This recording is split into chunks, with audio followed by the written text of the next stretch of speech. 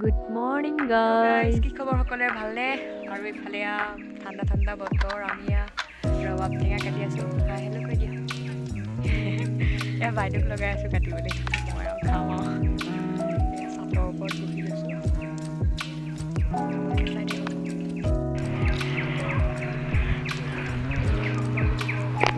ইফালে আমাৰ ৰাস চলিব ইয়াত। পেণ্ডেল দি আছে আৰু 9-10 তাৰিখে ইফালে। আৰু এখেতক ভিডিঅ'ত মোৰ লগত নেদেখাই হ'ল ন, তাই আজিকালি কিবা কামত সোমালে। কি কামত সোমালে কৈ দিয়া? নাৰ্ছত সোমালে।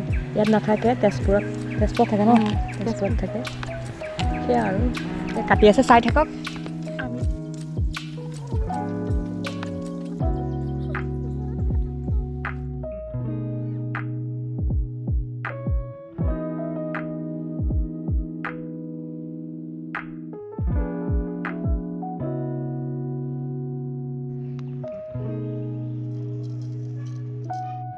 ইয়াত জলকীয়া সানিবলৈ আমাৰ ভয় লাগে, কুটকুৰা জলকীয়া বুঢ়ীজনীক মাতি আনিছোঁ।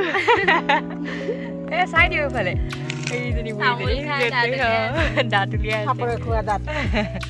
নিদিবা নহয়।